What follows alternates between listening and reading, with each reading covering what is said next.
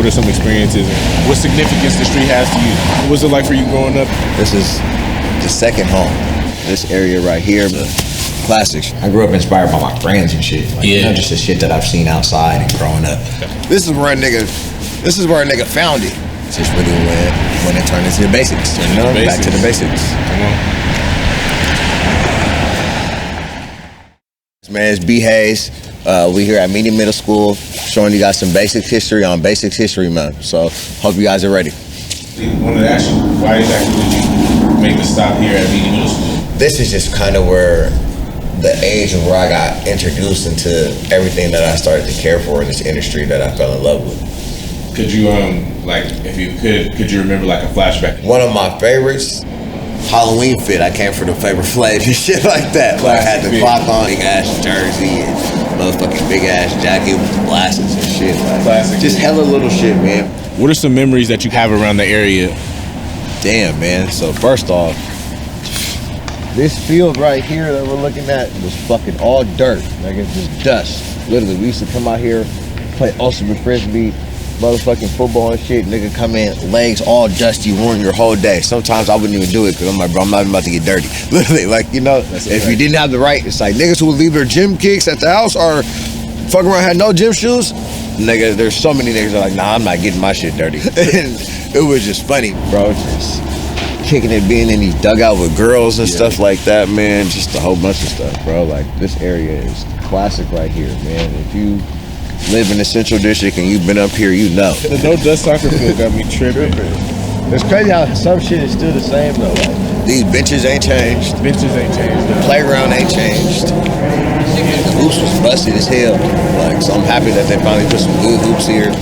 Man, rest in peace, my cousin Lamont. Man, we used to come out here and kick it, bro. Man, these are just some different days, man. Rest in peace, Q too. Used to hoop with him back here all the time, man. Back then, it's like I didn't realize how much like fashion and all this stuff played a big part of my life until I really hit high school, and then I was like, oh, you got this. You start to see exactly, like, you know, and how to express yourself, because you're around way more people and around way more different people. So you're like, oh, this is. I learned that it's a form of expression, and it speaks louder than what you have to say sometimes.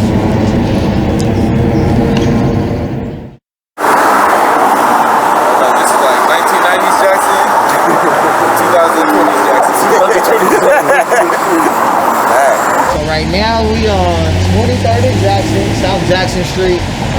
This right here, in my opinion, is probably gonna be like the heart of the Central District. This is where a lot of shit used to happen, a lot of shit used to go down, a lot of people used to be there. Right now, I chose to come here based off the fact that there was this store right here. All this shit is so gentrified now. Like, look at this shit. Like, this used to be a grocery store and like a whole plaza. The whole plaza. Like, literally. And then we have Moe's in here, and Moe's is probably like one of the first stores that like just was open to everybody. You can come in there, get t-shirts made, get your fake forces, get everything, all this type of shit.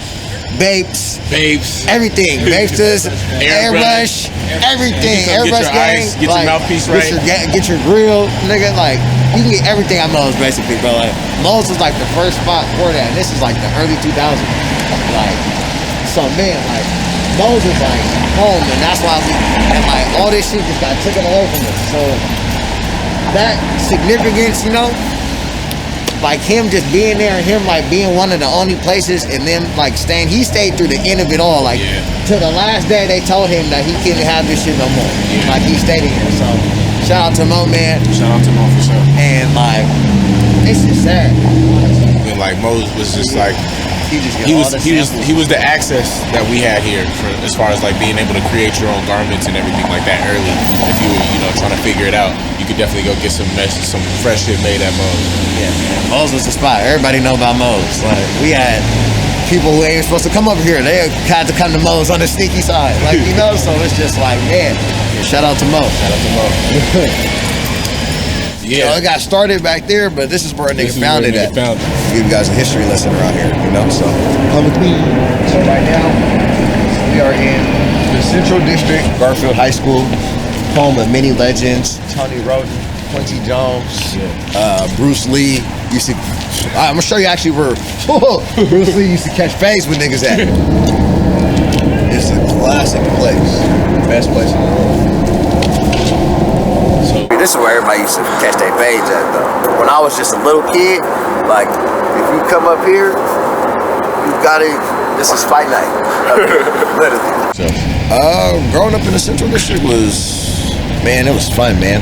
I think it's like every other hood in America, you know? You see some good, you see some bad. yeah, You lose a lot of people. You lose a lot of things. But overall, man, I wouldn't want to be from nowhere else. I just love it here, man. It's comfort. When was it first open, bro? Everybody was in here around this motherfucker. Yeah. They're open till like 12 a.m., 11 p.m. yeah. They were open late. That's where like the late nights kind of started turning into. Also, there was a studio in here, right? Yep. Hella niggas used to try to get their records off in here in the beginning. Like the opportunities that we've had here, you know, especially like growing up, I think a lot of people did a lot more for their community, in my opinion, as far as like programs and stuff like that. And that's kind of what we're trying to bring back. More workshops and putting kids into more things like that, because this area is changing. So, you know, we just want to give back and bring back home to where we're from and where we come from. I'm just happy and proud that we're able to make these things happen, and that we're here able to provide these opportunities and showcases. What about the athletics around here? Did you play any sports? Yeah, I played basketball at Rotary, but mainly I was a football guy. So the sports shaped, I think, everybody, because I think everybody here grew up playing sports. But that's how you kind of got to know everybody and be How you around built everybody. your sense of community. Exactly. Yeah. I just always had an eye, because like back then, you know, Garfield's jerseys were kind of weak. So I kind of was just like, oh, man, I want to do something. But at the same time, I was going through a weird transition phase in my life as far as like who I was becoming. And like I remember my dad telling me, like, you know, you got to pick what you want to do with your life, man. Like literally. And then that's when I was like, all right, I'm gonna sit down and I want to make clothes. And once I start really finding something that I can care for and I can do every day, like, you feel me, and just like sit like down and put the sharpen that time tool. in. Like, you know, it was like me starting to play football all over again. Got you. In a sense. Thank you, though. I'm gonna hit you when I get done. Yeah. Man, this spot right here, man, my brother's dad, he owned the spot, man, and he used to sell a whole bunch of shit. A whole bunch of jeans, shoes, t-shirts, all type of shit. Basically the same thing as the store we were just talking about, Mo's. This is probably like in 2006 to 2008. I was in middle school, so like, yeah, like probably like 12 to 14. And that's how I learned about Baby, Bizu, Red Monkey, like a whole bunch of other like Japanese brands and stuff like that. All the shit that was popular back then. So what happened with them was like, the feds came through and like seized a lot of shit and shit like that. So it was probably like once I was like in high school, I think like, yeah, like the beginning of my 9th grade years when like all this shit started shutting down. But he kind of already knew, you know, all this shit. And they did it with a lot of people. They did it with Mo's too. Or my brother's dad, he didn't make the t-shirts and stuff like that. He was just getting the shit, selling it, you feel me, and just doing all that. So yeah, man, this is what a time. Can't believe those days were different, man. I love those days. Everything was just so natural, like, you know, like the oversized fits, like, you know, I feel like everybody wasn't trying too hard, you know, everybody, like, it was just easy. I think, or at least for me, I was a kid, so everything was just flowing. And like, man, people didn't have the stuff that I had at the time, so it was like there was only a certain group of kids that was just like interested in all that stuff. That's how even me and Himi became so close. Like, just being those kids interested in those type of things so early. It's a fun experience, man. Spaces like this, like when we were growing up, like we could go to Mo's, but it's like not creative. These are just all hustlers. I feel like the only place that carried like the same kind of energy, they gravitated to getting young youth. UPC was like the only place you could go and they would basically help you hone your skills and talk to you about your creativity. When I started, it was like this, like, you know, we over here, my boys over there right now working on embroidery. We're doing content over here. My boys over there cooking graphics. You know, come get your skills right, come share space with young creators, people of color, and turn it up. These are like tangible options for growth and your passions, your success. You might be able to come in here and start your own brand, etc. The fashion culture is not built for people like us to come in and have a space where we feel comfortable. So spaces like this, like Aisle 4 and ETC, I come into and I feel like I'm at home and I'm welcome. We don't have a lot of places that we can creatively share space and just like help cultivate what we got going on. So I feel you on that. Places like this, man, it's a blessing. So shout out to you, Lamar, Toe, Malcolm, for just getting this going and helping people like me out. Once I got really into it, like the only people that I say that like inspired me were like Anwar and Umi, because I just seen how they move as far as like genuine people and like family man and stuff like that, and like what they stand up for and what they believe in. And I'm just glad that they were able to open the space because they knew exactly what Tacoma needed. Tacoma might be even worse as far as like the scene there, as far as like streetwear and stuff like that and culture, like, you know. So but that's why that spot means so much to so many people. And without them, a lot of shit would be different out there. And I'm glad that they built that space and they're able to take in guys like us and really just like love us and treat us like we're from there. Right. When I found out about them, I didn't know Umi's story at all, you know. That's what I was gonna say. So it's that's like, what I was gonna say. Then you learn the story. And then you learn the story of him and Perry, why they created the brand and why they even have these connections.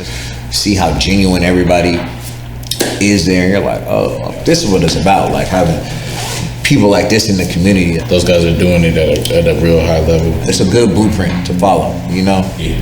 Like they really know how to make it work and share each other's share light on each other, you know what I mean?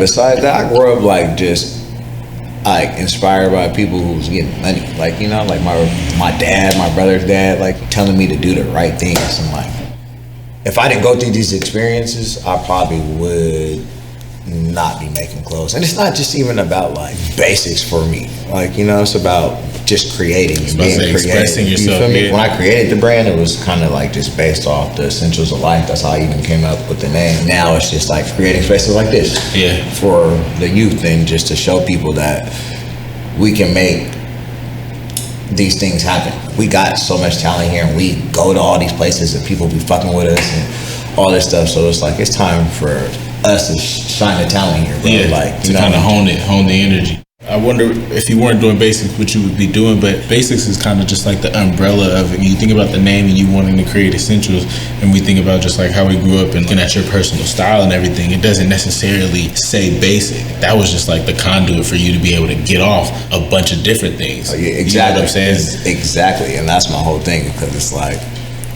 I create the essential.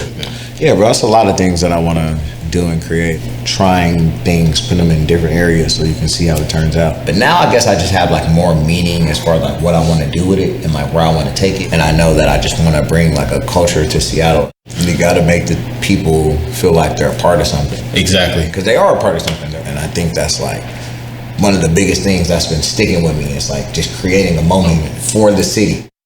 That's moments that they'll never ever forget. Mom, she the person who really like got me into getting dressed. Yes. Same here. So it's like, same here. So it's like caring about like what I wear. Exactly. So it's like, shout out to mommy. Shout out to mommy. That's a fact. That's a fact.